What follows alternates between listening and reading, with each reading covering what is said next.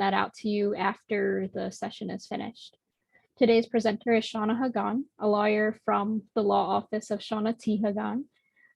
So on that note, Shauna, I'm going to let you get started. Sure. Hi, everyone. As Caitlin just said, I am an attorney here in private practice in Newcastle County. I do also practice a little bit in Kent and Sussex, but mainly Newcastle County is where I call home. I'm a family law practitioner, and I've been practicing for 17 years officially, I think, if I'm doing my math correctly. I'm just going to try to forget those dates. So today I am asked to talk about custody. So that's a pretty broad topic to some extent, and in other ways, it's kind of a narrow topic. So if there's questions, please feel free to ask them, because I'm not sure what I'm going to say for an hour with no questions. But the first thing I will say is that custody is determined in Delaware based on something we call the best interest factors. So the court always looks to the best interest of the child when starting to look at any type of custody case. So I think that's always what we need to keep in the back of our minds when we're talking about custody. The other more important thing to know is to make sure that Delaware is the right place to be filing. So there are specific rules on where you can file a petition for custody. And generally speaking, you have to be, the child has to be, this has to be the home state under our rules, which is the child has lived here for 6 months. If it's a child under 6 months of age, generally speaking, this is where the child has resided for most of their life. We would be the jurisdictional state. It's pretty straightforward if most of the time, quite frankly. It's pretty easy to figure out if it's the right place to file or not. Unfortunately, if you are from somewhere else and just moved here, you do actually have to wait the requisite period of time if there is, if you do need to file.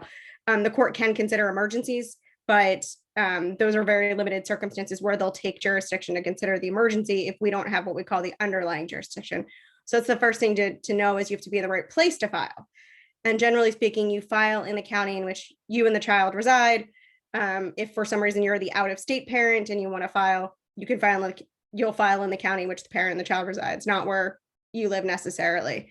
Delaware is a unified state court system. So even though we have 3 counties, technically all the paperwork's the same, all the courts are the same-ish. The buildings are a little different, but generally speaking, that's how we look at it. So it's kind of the first thing is to figure out if you're in the right place, because if you're not in the right place, then unfortunately there's little we can do for you until you hit our jurisdictional requirements. So from that perspective, that's really the first factor to consider, is Delaware the right place to be starting this process. And if you've started the process in another state and have an order from another state, you then have to continue if Delaware is the right place to try to modify. And I can talk about that a little bit later, but those are 2 things you have to keep in mind. We see that a little bit just based on Delaware's location being so close to Maryland, New Jersey, Pennsylvania. We do have people that cross state lines. That doesn't necessarily mean that the state you came from lost jurisdiction, or that Delaware is going to lose it if you do move, 10 minutes away to another state. So those are things that do need to sort of be in the back of your mind if you're thinking about this process. But the way you start a custody case, if you have not started one yet, would be to file the petition, which from a Delaware standpoint, and this is a very Delaware thing, other states, you would put everything but the kitchen sink in the petition. Delaware is more of a short, plain statement as to why you're asking for what you're asking for. We're not the type of places where you put in the last 20 years of your life as to why you're asking for this. You certainly can, but custody really isn't determined most of the time on what we put on the papers. It really is determined by those best interest factors when it gets sort of through the court system or by agreement of the parties. So realistically, we oftentimes do very basic custody petitions that just say it's in the best interest of the child for X, blank, blank, and blank. We do that on purpose, honestly, sometimes because we don't always know the facts at the beginning of a case and want to make sure that we don't allege something that turns out not to be true, or we then get to figure out exactly what's going on throughout the process. Because like any issue in court, it does take a while to make its way through the court system. So what you allege on day 1 may not still be true on day 100 if that's how long it takes to get to a court hearing or to mediation. So the petition is the first step, and there's unfortunately lots of paperwork that now goes with it, which is all available, I will tell you, on the court's website. So the Delaware Family Court, and actually the Delaware State Courts website, has all of the forms available to you to print out in Word format. So you can actually type it in, print it out, and file it in the courthouses. Due to COVID, we do have email filing. It's not full electronic filing like in other places. It's just literally an email drop box for right now. We're working on it. Or you can physically go to the courthouse and fill out the paperwork in either of the 3 courthouses. They are open to the public, and they have been actually for quite some time. So that's the initial idea, is to file the petition, because that's how you start the process. So if there's nothing pending, the court doesn't have any jurisdiction to do anything. So when you file the petition, you have to file the custody petition, but you also need to file a document called a custody separate statement, which is what shows us that we're the state that should be hearing the case. It requires you to list where the child has lived for the last 5 years, and whether there's other court orders in other states or court orders in other types of proceedings, such as protection from abuse or guardianship proceedings, to make sure that Delaware is the right place and sort of you're doing right place, right time, that kind of thing. So those are 2 very important pieces. The court is now requiring what's called an affidavit of parentage. That's just to make sure that basically, quite frankly, it's been a cleanup of making sure that the birth certificates are matching what they should be matching, and that all the sort of check boxes are met in that sense. It's not, it's kind of hard to explain. It's just something we actually now are just filling out. I don't know a better way to explain it. It asks a couple of questions: whether the parent's name is on the child's birth certificate, whether they've signed the affidavit at the hospital, whether the child was born of the marriage, because that legally makes the child of the husband and the wife, or wife and wife, husband and husband, depending on the fact pattern, but of the marriage. So those things all go into, there's an affidavit we file. We also file what's called an information sheet, which just gives some information as to your name, address, date of birth, the opposing party's name, address, date of birth. If you have information on and where to serve them. Generally speaking, we would serve someone with a petition for custody at their house. We don't tend to use other addresses unless asked for them by the court. So that information sheet has that information on there. It's just kind of all this paperwork that's required. It's not a lot of fun to fill it out, but we do what we have to do because the court tells me to fill it out. There's also now something that is not required with the petition, but I have had a few times where someone has gone in on their own to fill out a petition and not included this document, and they have not allowed it. It's not correct, but I'm just going to warn you, that's just sometimes what happens. There's a document called a custody disclosure that we now fill out. It either has to be filed with the petition at the time you go to mediation, I'll get into that in a minute, or if there's what they call a case management conference before that. So there's different ways to file it, but a lot of times I've heard sort of through the rumor mill that if you're going in on your own, that the court is telling you to fill it out right then and there. And that is fine, you can do that. Technically you're not required, but I tend not to fight with the court clerks. I just say, sure, here's my paperwork, even though I know the rule doesn't say that, but it is what it is. So once you file the petition, that's how you start the process.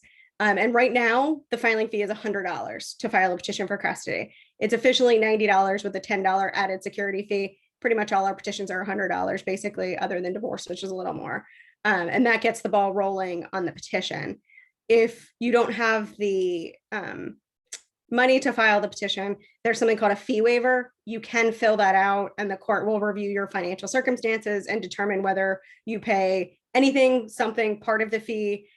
They will look at it. And the more specific you are in answering the questions on the fee waiver, the better options you will have on getting the court to actually give you the relief requested. Oftentimes we see fee waivers that just say, I can't afford it, but doesn't provide the requisite information that's actually asked for. And the court's not going to grant that if you don't provide the information that they're asking for, in the sense of why can't you afford the petition, what, household members, income, things like that. So that's something to watch out for. But once the petition is filed, nothing will happen with it until they serve the other person. So service is a legal method of giving that other person the petition. The court is the one who serves the petition. They have process servers. It's not the sheriff's office, which is in some courts it is. In family court, it is not. It's a private company that is outsourced by the court. But it's done pretty much the same way as you see on TV. It's not quite as dramatic as some of the scenes I've seen, but they do knock on the door, hand the petition to the other person. They will verify that it's either the other person or someone over the age of 18 who lives in the residence. That's technically service. They don't often leave it with somebody other than what we call respondent. The person who files is the petitioner. The person who gets the petition served against them is a respondent. It's pretty rare that the process servers will leave it with someone other than the actual respondent. They tend to come back and try to serve again if they don't get the person, just to make sure it really is truly served. So that's kind of the first step. So your petition, unfortunately, nothing will happen until you get service, because without service, the court has no ability to grant any type of relief because the other person isn't on notice that there's a petition pending. Once you file the petition, you as the petitioner are under an injunction, which is just basically a big way of saying that you're not allowed to remove the child from the state for purposes of moving without either the permission of the court or once the other person or the other parent. There's a pretty big misnomer, I think, about that piece of it. If you read the plain language, it does say remove from the jurisdiction. That does not mean you can't go to Disney World, you can't go to the beach. If you're going to New Jersey, that's not what that means. It's really for the intent that you're going to deprive Delaware of the right to hear your case, which is by taking the child and moving to another state. It also, once the other person is served, prevents the other person from doing the same thing by taking the child and say, oh, I'm leaving, I'm going somewhere else and getting a better order. That's the purpose of it. It's not to prevent you from literally going to grandma's house in Philadelphia. We get that a lot. I think people get concerned by that. It's not as literal as I think the paperwork sounds. There is a blanket sort of piece of paper that the court attaches to the petition once it gets served that says that, but it's not quite that strict in that sense from that perspective. So once there's service, there's a couple of different ways the petition can go forward. And some of this has changed throughout COVID. So what I'm telling you could change simply based on what's happening. The court system, we think, is going to what we call phase 3 in June, which is about 2 weeks from now, which we think is about 75 staff capacity and more things coming back into the building. We just don't know 100% what that means, what that's going to look like. So the general process for a custody petition is once it's been filed and once it's been served, the court requires mediation unless there's an active protective order or a criminal no contact order. If those things exist, it bypass mediation and goes straight to a judge's office, who will then do the next thing that I'm going to talk about. For a while, custody mediations were being bypassed due to COVID, due to not having enough calendars available, and they didn't want a backlog. So some of these cases were going straight to the judge's office for what they call a case management conference, which right now is a pretty simple 30-minute conference via Zoom. We hear that may continue even post-COVID, that those smaller conferences may actually be by Zoom instead of bringing everyone in for 30 minutes to ask a few questions. But generally speaking, it goes to mediation. So the first route would be mediation where the parents are there, their attorneys, if they're represented, are there, and the court mediator helps walk the parties through trying to come up with an order. If there is an agreement, the mediator will type it up right then and there normally and have the parties sign off on it, and that becomes your final order. If there is no agreement and there's no underlying custody order, the mediator is required to make a recommendation for a temporary order to be put in place pending getting to the trial level. So generally speaking, most of the recommendations, absent some pretty substantial facts in either direction, and the one thing about custody is every case is very fact specific. Just because and this is what I hear a lot, well, my neighbor has this. Yes, that's fine, but you don't know what facts went into that decision. So you can't always rely on that. Delaware has something that we call the contact guidelines, which tell us based on a child's age, relatively speaking, what contact a parent should have with the child. So oftentimes children birth to 18 months, the recommendation under the contact guidelines is 2 nights during the week that aren't overnights and then every other weekend. But that does not mean in that fact pattern, a child under 18 months may not end up in what we call a shared residential placement between 2 parents. If those 2 parents had been in the same household together with that child, that's one factor the court considers when putting in the schedule. It's age, but also the prior contact with the child. Then we go from 18 months to 5 years old, it gets more into a shared placement. 5 on, it looks at a shared placement, maybe on a week on, week off schedule. And this, I'm basically quoting from the guidelines.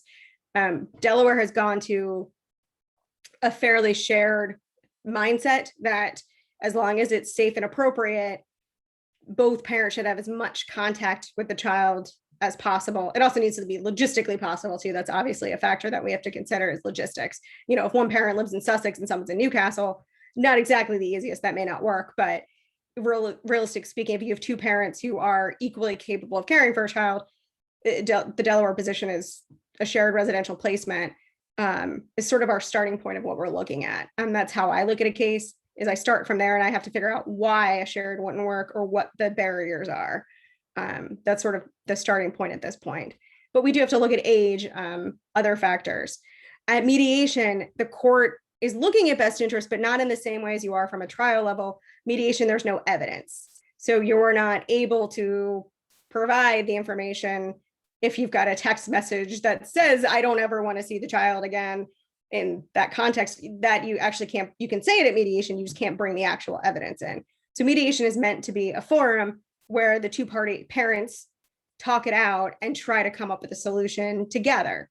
And if you do, that's great. Generally speaking, if there is an agreement at mediation, what will happen is the court will type it up, the parties will review it.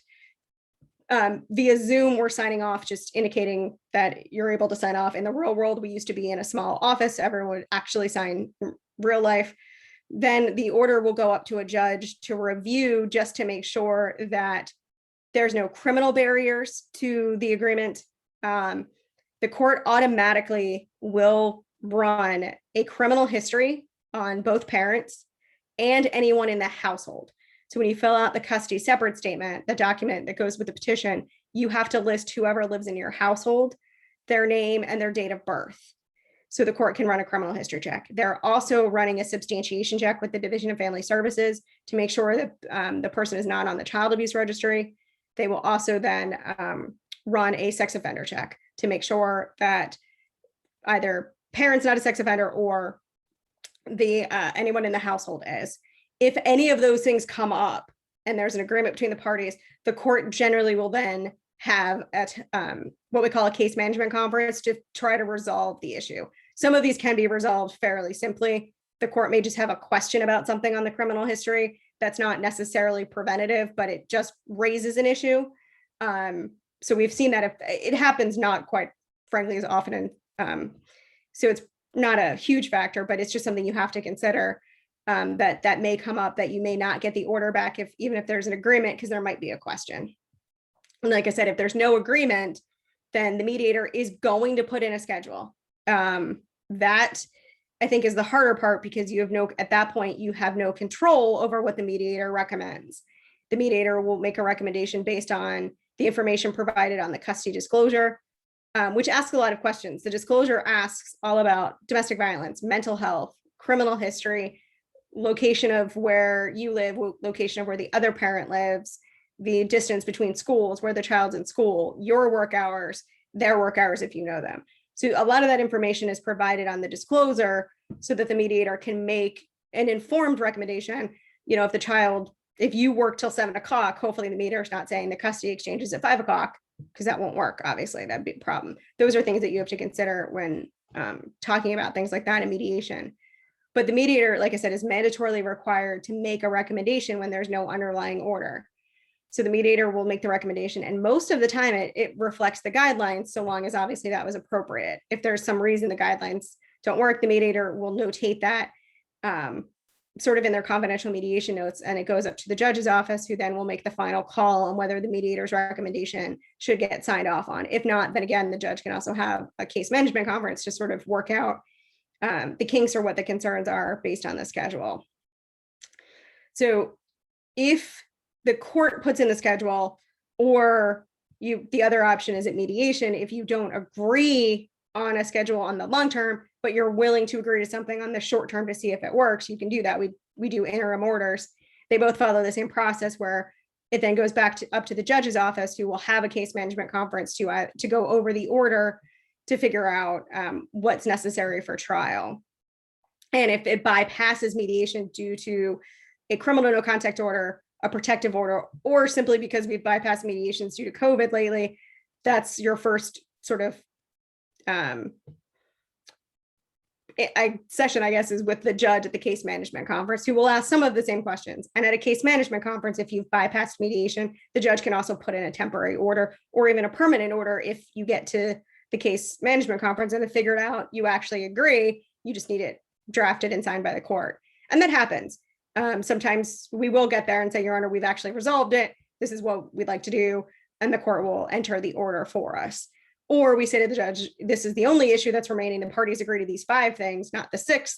And the court will then schedule us to trial on that 6th thing. So you can do it that way as well. So once you get through, so case management, we call it a CMC. If you'll get something in the mail that says CMC on it, that's what case management. So once that happens, that's where the trial date is scheduled. And going into the case management, you're going to want to at least have a thought on who your witnesses are, how much time you'll need, because those are the questions the judge is going to ask. How much time do you think it'll take to try the case? And how many witnesses do you plan to present? Because that sort of dictates timing. Custody cases can be in a variety of different timeframes, literal timing wise. I have some cases that we've been able to do in 2 hours because there's only one issue. I have cases that have been scheduled for all day, cases that are scheduled for multiple days because there's multiple experts. Every case is unique, and that's why you need to know, sort of going into the case management, what your position is and where things are. And one thing I failed to mention, which is probably a pretty big one in thinking about that, is I talked about residency and that Delaware is a very shared residential placement state. When you're talking about custody, you are talking about 2 separate things. The legal custody, which is sole custody, which is one parent has all the decision-making power, and joint custody, where the parents have to make decisions together. And then residency is separate. It is, I will tell you, in reality, very rare to have a sole custody order. They can be very hard to get. The court does not like to deprive the other parent of the right to make decisions regarding their child. So from that perspective, you should be aware of that going into this process. Residential, like I said, we do look to share it often. There are cases where you do have one parent as the primary residential parent, which just means the child lives there more than they live with the other parent. Primary residency, and this is another big misnomer that I see a lot, doesn't give you any more power over the other parent. I feel like people think that, but I'm not sure where that comes from, because it's the legal custody that really determines the decision making. So primary residency doesn't generally do much other than sometimes school, if the child is in a public school, is determined by the primary parent's residency under the state's education code, other than choice, which, because of so many kids being choice these days, honestly, I don't see that actually as a huge factor either. A lot of kids are choiced. So from that perspective, that's the only default mechanism that falls with primary residency, but I haven't seen much of that lately from that position. So that's kind of what the court's going to ask you. If you're asking for sole custody, they're going to ask you why, and you're going to have to explain. Same thing if you're asking for, primary residency and no contact with the other parent, things like that. You have to have a basis, and reasoning for what you're asking for. And that's what the court tries to flesh out a little bit at the case management conference to figure out where things are. And every judge is different. So some judges, if they think that the parties are close to what they're wanting, but maybe just they're saying the same thing, but not in the same way, the judge will sometimes walk through that and try to figure out what the real dispute is. So sometimes cases will resolve at case management because you've been able to figure out you've really been saying the same thing, just in different words. And the court does have, as part of our contact guidelines, we do have some standard language that we tend to use in court orders that deal with things like transportation, using well-known people to the children. If the child has summer school, vacations, we have a holiday calendar that is, a standard guideline. All of those tools are out there to try to resolve it. If you guys don't agree and they're on everything, the court tends to use the standard language when issuing their orders, because we all know what it means, because it's been drafted, it's been reviewed. So from that perspective, that's something to definitely take a look at, those standard contact guidelines, because those are really what the court is relying on when looking at custody. If it doesn't resolve at the case management conference or sometime in between case management and trial, which, by the way, that's the other factor, is a lot of things will resolve between case management and trial. And all you do is submit the order signed by both parties, and the court will sign off at it again once they've done the criminal history checks and the other checks. But if that doesn't happen, then the next step is to proceed to trial, where then you would have to present your evidence as to why it's in your child's best interest for what you're asking for. The other parent can then present the evidence as to what they're seeking and best interest. And there's 8 factors that the court considers under best interest. And it's 13 Delaware Code, section 722. The first factor is the wishes of a parent. Most of the time, the court finds this factor is neutral because each parent wants something different, so you sort of cancel each other out. Second factor is the wishes of the child. This can be a deciding factor depending on the age of the child. Very young children, while their wishes are respected, they're not given as much weight as you would have, say, a 16-year-old or a 17-year-old who says, no, I know where I want to live, and where I want to live is appropriate. So you have to weigh those options. The court can interview the children. They generally don't interview younger children. Each judge is different. But a lot of times 5, 6, 7-year-olds tell me they want to live in Disney World. So from that perspective, we don't get a lot out of those interviews in a lot of cases. So from that position, oftentimes most of it's just, we glean where the child's sort of perspective just from what the parents are saying, not necessarily directly on the child. The older children are more often interviewed than the younger children for that exact reason, is their wishes are, can be substantial. Then we have to look at the interrelationship with family and those who are close to the child's life. So, just who else lives in the household? Does one parent live with their parents and have child sees grandma all the time? And if the child doesn't live with one parent, will they not see the other parents, other, grandparents or other important people? The court looks at that factor, sort of who's important to the child. Will those relationships be maintained depending on the custody schedule? Because that's, maintaining the important people in the child's life is, an important factor for the court to consider. Then we have to look at adjustment to homeschool and community. That's where the child lives, quite literally physically lives, school, things like that. In a custody case, it can be hard if it's a scenario where the parents are separating and both parents have to move, say, from the marital home. That factor is oftentimes can be a neutral factor as well, simply because both parents have to relocate. They've sold the marital residence, you're each moving somewhere else. So the child isn't necessarily in one place or another. If the child had never lived with the other parent, and this is a case where a parent comes in and files custody, years later after not having much contact, that factor is probably much more relevant from that position.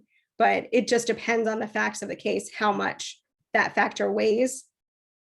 Then we have to look at the 5th factor, which is the mental and physical health of all parties, which includes the child as well. So mom, dad, everybody involved, who would be substantially in this child's life, who would, what the sort of mental and physical health, are they physically able to care for the child? Do they have a mental illness that prevents them from caring for the child? Is there a drug addiction? Those are all the factors the court is looking at from that perspective. And including, does the child have special needs that would, in some cases, prevent a shared placement from being appropriate? Just simply, maybe the child has transition issues and can't transition back and forth. So that's the evidence where sort of that fits into that block. We'll take into consideration, the needs of the child and what's going on in the child's life. And then we look at rights and responsibilities of a parent. In certain cases, has the parent paid child support? Is the parent following the court order? If there is an existing order, has the parent followed it? Has the parent followed the interim order? Has the parent made sure that they're involved in the child's education and medical and all of those things? Have they made themselves available to do the things that a parent should do? Then the 7th factor the court considers is domestic violence. There does not have to be a protective order for the court to consider that factor. There just needs the evidence is your testimony would be, what the domestic violence was if it existed, and the court will consider that. And then the 8th factor is criminal history. Some criminal convictions are far more serious than others. So from that perspective, the court actually does also pull your traffic history. It comes up on your, what we call DELGIS. So they will look at your driving record. Generally speaking, that I've not seen that disqualify anyone. Couple of speeding tickets here and there kind of thing is not what they're looking for. They're really looking in criminal history for drug activity, crimes against the other parent, physical crimes of, things like assaults and things like that, that domestic violence that raise to the level that the child would not be safe with, one of the parents. And if there are criminal convictions that rise to a certain level, which would be assault third and above, convictions, not just arrest, but convictions, there is a presumption that someone convicted of that crime should not have the child primarily in their care. But there are ways to what we call rebut that, providing evidence of successful completion of a domestic violence program, showing there have been no new arrests, parenting classes or drug or alcohol classes, if that was an factor that led to the criminal charge. So the court does consider that. Again, they also do have to consider whether one of the parents is a sex offender. The court, same thing, you can rebut the sex offender presumption by providing evidence from a mental health professional that the child would be safe in the parent's care. From that perspective, because those are two things that come into play. Those are not often in a lot of cases, but those are two statutes that are out there that have to be considered. But once that's done, and when you're talking about a trial, you're presenting your evidence to the court. Hearsay, which is what someone else says to you, is not admissible. So you have to be able to provide the evidence from your firsthand knowledge, your direct knowledge. Emails, text messages, things like that, we use them all the time between the parents generally. That's admissible evidence as well. If you want to have, the other, somebody important in the child's life testify, a grandparent that sees the child all the time and knows about the child, but it has to fit within the best interest factors. So that's how we frame our cases, to make sure that we're providing the court the evidence that they need, because the court's going to want to know where the child goes to school, what time the school starts, when it ends, whether there's camp, what the other parent's schedule is. There are kind of logistical things too. So you have to make sure that you're presenting all of the evidence that the court needs to know to be able to write the custody order. Because once you have a custody hearing, the court's going to issue an order. And that order is what you're bound by, absent you and the other parent agreeing to make changes to the order, which does happen sometimes. A lot of our orders have provisions that say you may make changes based on an agreement. But one of the risks of going to trial is that if the court puts in the order, is the one that makes the judicial findings, you cannot modify the custody provisions, which is the residency provisions or joint versus sole custody, for 2 years absent what we call irreparable harm, which is a fairly high legal standard. So there is a risk to going to trial, is you're stuck with an order that you can't modify as easily as if it had been an agreement between the parties. Because that you can modify in your best interest at any time. But you can always modify the visitation provisions of an order within that 2 years. So if one parent gets limited contact for some reason and wants to seek more contact, they don't have to wait the 2 years for that. They just can't seek residency within that 2 year period, again, absent irreparable harm, which is a fairly high legal standard of the child is in immediate danger from that position. Trying to think what else there is. I mean, that's sort of the process and the overview. And no one has any questions. Anyone? So I guess I have a question. So you mentioned that you don't necessarily need a lawyer, but in what instances would like a lawyer be more beneficial to your case? I think the hard part is if you are not comfortable presenting evidence and being able to speak to a judge and provide that, then you really do need someone who understands the rules of evidence, how the evidence literally gets presented, even just logistically. I think from that perspective, also, and we tell people this all the time, it doesn't hurt to go and see an attorney. It doesn't mean you have to hire them, but we always suggest going to see somebody to at least understand the process and what's potentially going to happen. Because if you go in there blind, I think oftentimes people are blindsided and just assume because I've asked for this is what I'm going to get. And it really does not work that way. And from our position too, it doesn't matter who files the petition. So if dad files the petition against mom, mom files against dad, it doesn't matter who got there first. The court's going to look at the whole picture and make a determination as to the custody and the residency. So from that perspective, you ask for one thing, the other parent asks for another. That does not mean the parent who was responding to your petition isn't going to get what they asked for because of that factor. Something else that I did forget is there is a requirement to take a parenting class. It's not a parenting class on actually how to parent. It's the divorcing and separating parenting class. It used to prevent you from getting to trial if you didn't take it. It no longer does that, but we recommend taking it because it's a factor the court can consider whether you complied with that requirement. Right now, most agencies are doing it via Zoom. I think there's might be somebody in person. I'm just not sure who that is right now. And as of last year, this is new for us. We do have the online version, which we never had before. So you take the class and you have to file your certificate with the court. There's a, okay, so there's a question that I'm going to answer in a second, which is totally fine. Just let me just finish the parenting class so I don't want to forget that. So you want to make sure you take the parenting class. Like I said, it's not a requirement to get to trial, but we do take it into consideration whether or not you took it. It's kind of under factor 6. It's not a big deal. And realistically, it used to prevent us from getting to trial. So sometimes we now forget that our clients haven't taken it because I have a trial date. So therefore they took it. And that's been a new change for us to have to remember to say, oh, wait, you didn't take it. Go take this. So it's not a big deal, but you get their certificate, you file it with the court. The child does not have to take it. That there's been a few times where they've changed the rules over the years where the child takes the class. That's not a factor anymore. There's also the agencies, some have a sliding scale. So the cost could be different between different agencies. So if it is cost prohibitive, call around to the different ones and they will give you the price. I know some do have sliding scale. They're required to based on the statutes. But there's a question that was asked from someone. There's 2 questions that I unfortunately have a bad answer to the second one, good answer to the first one. So the first question was, the process can start, the question sort of framed is, can the process start with mediation? Yes, but you have to, if you're asking for the court to be the mediator, which is mandatory, unless there's, like I said, a protective order, you need to file a petition first. If you wish to use private mediation, which is an option, having an attorney mediate it for you, what you do is you would go to that attorney either with your attorney or without. Oftentimes mediation doesn't, there's different ways of doing private mediation where someone would an attorney acts as a mediator and the parties bring their attorneys, or the attorneys are not part of that mediation and they just review the agreement later to make sure that it covers everything it's supposed to.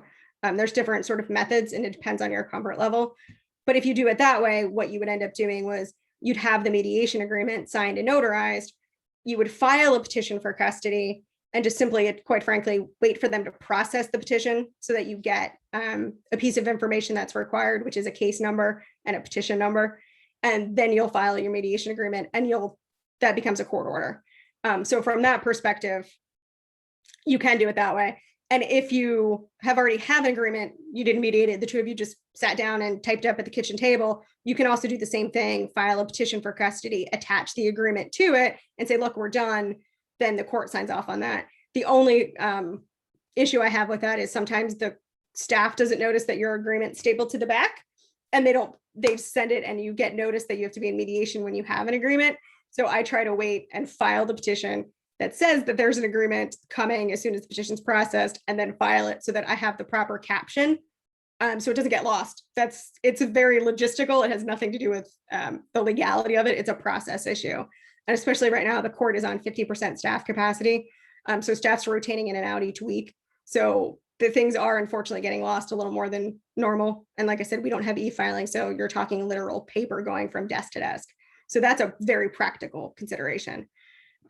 Unfortunately, as to the other question, I do not know that the forums are available in Spanish. That has been a topic of conversation and something we call access to justice. As of now, there might be the forums online, as far as I know, are all English. I know the court is working on this issue. And unfortunately, I think some of it did get derailed by COVID because it was something we had talked about and then everything shut down. And I think things are just too fluid. But it is it's definitely a factor. And it's unfortunate for that reason that we don't have them in Spanish. The other problem is, though, if they're in Spanish, which is fine, you would actually need to fill out the English version because the court cannot translate it. So if you want to take the Spanish version to fill out the English version so you know what it says, that's fine. But the court will only accept an English version because the court doesn't have the ability to translate documents. So that's the flip side of that one. I know there are a few things available in Spanish, but the forms themselves, I don't think so for that other reason, because it makes it a little harder. So there was a question, can you file a petition for custody during a divorce or after the decree is issued? You can file a petition for custody as soon as you're not in the same house. It doesn't matter whether you're divorced, you could still be married. You could never have been married. As long as you just don't have the same address in the case caption, basically you can file a petition. They're not dependent on each other in any way whatsoever. A very, very long time ago, you could ask for custody in a divorce petition. You haven't been able to do that since 2005. So a custody petition is completely separate from divorce. They follow separate tracks to some extent. It will go to the same judge who does the divorce, but they don't have anything to do with each other from a perspective of timing. A few times I have seen, and I don't know if it's hit or miss, people have filed a petition with the same address, but saying that as soon as a custody order is issued, they'll have separate addresses so that so someone doesn't move out without a custody order. That doesn't always work. Unfortunately, our statute says you can't be in the same house when you file the petition for custody. So from that perspective, that's kind of one of the big factors. And it's not both, so technically both parents are required to take the parenting class. But again, because it doesn't prevent you from getting to trial, if one parent doesn't take it, the court can use that against you to that extent. And it's not really a big used against you, quite frankly, but they can, in that sense, say you didn't take the parenting class, but realistically, it's not the biggest deal, quite frankly, and they may just order you to take it in the custody order that they issue. But if you're the petitioner, you're the one asking for custody, generally speaking, you want to make sure that you're doing everything that the court's asking, which is taking the parenting class. There's a question regarding free representation in custody cases. Generally speaking, no, not in your standard custody case. If you are a victim of domestic violence, there are Delaware Volunteer Legal Services. They will potentially will do an intake to see if you qualify for their services, and they may have an in-house lawyer or may be able to place your case, but there's absolutely no guarantee whatsoever that they can take your case. And there's no other agencies that provide custody services. I have seen Community Legal Aid, which is classy, take a few custody cases through something called their medical legal partnership. A parent who may have a disability and is working with them for another issue might have one of their attorneys represent them in custody, but that's kind of few and far between. That's not somewhere you could simply go and say, I'd like a lawyer for custody. It's not something that's out there.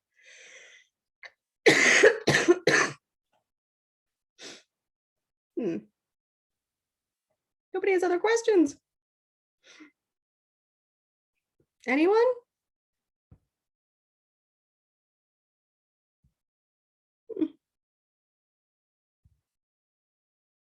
Well, here's something, because I'm looking at that. We have a mix of both men and women on the Zoom. The statute, there's a statute in Delaware, which is 13 Del Code 701, that says regardless of sex, I'm paraphrasing, basically, we don't care if you're mom or dad, we're going to look at you both the same way, or dad and dad, mom and mom. Every parent's basically the same in the eyes of the court. So just because mom is mom doesn't mean she has any greater right. Dad is dad, has no greater right. Our statute says we are gender neutral in considering custody. There used to be something called the tender years doctrine, which has not existed in my career, that said, that young children should be with mothers only. That hasn't existed in the 17 years that I've been practicing. We don't follow that. You may hear that in some states or Google research, quite frankly. But from that perspective, we don't really look at that. So we have a statute that's basically specifically says that everyone starts on an even playing field, regardless of gender and things like that. So from that perspective, that's something that the court doesn't really take into consideration in that sense. So if people want to contact your office, if they want to look into representation or have any questions, is there a number they can call? 302-298-0030.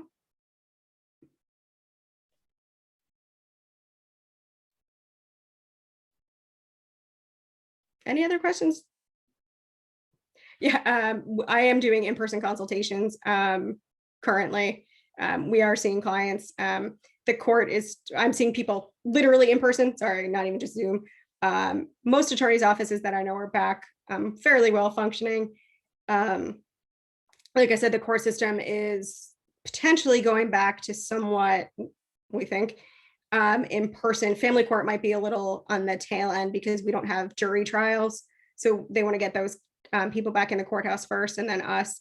So for the time being, if you have a custody case, from that perspective, you're probably going to be on Zoom for a little bit.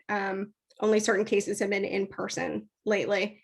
And for those of you who had questions about Spanish documents, once you get into court, mediation, case management conference, trial, anything of that nature that involves court, a translator is provided.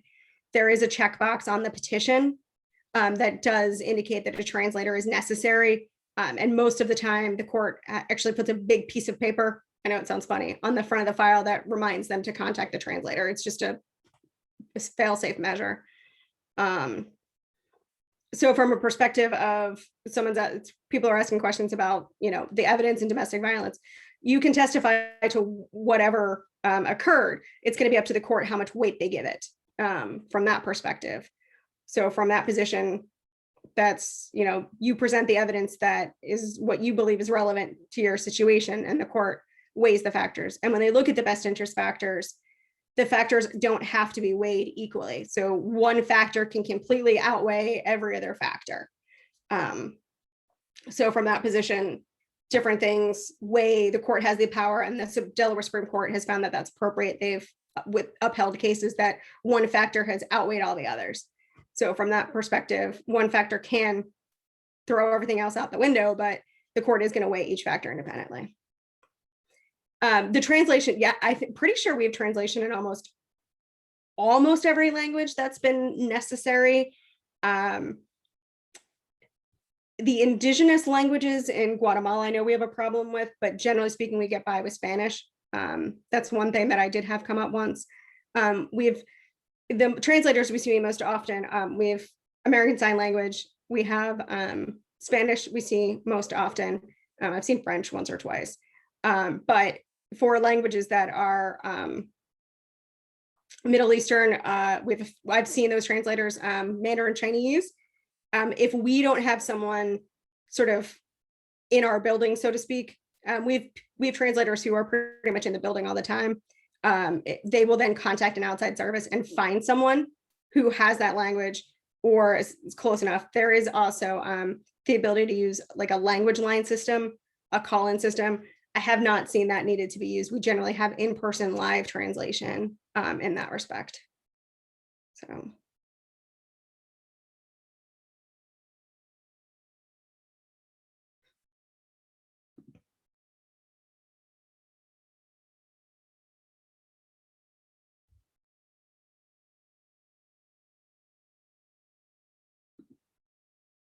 Anybody, anything else? There's another one from Melinda in the chat. Yeah, I'm responding to that within the chat.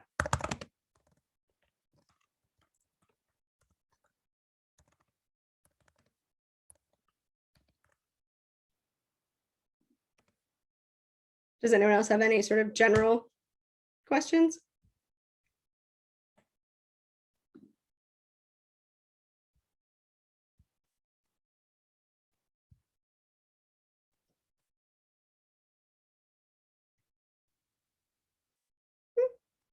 It's awkward because there's a delay waiting for people to type out their messages. But I guess if nobody has any more questions, thank you again, Shauna, for taking the time out to present today. No problem. And thank you everyone else for coming out and listening to the series. As I mentioned, I'm going to be posting this on the Delaware Libraries YouTube channel, so I'll send that out to all of you so you can rewatch it if you need to, I guess, check up on anything she said. And the upcoming sessions are child support on May 27th and unemployment benefits on June 3rd. So keep an eye out for those. Shauna also previously did a workshop on divorce as part of the series, so you can watch that on YouTube as well. So thank you again to everyone for coming out and for listening today. Thanks, everyone. I hope everyone has a good night. Okay, thank you. Have a good night. Thank you for the information. No problem. Good luck to Have a good- everyone. Thanks, Caitlin.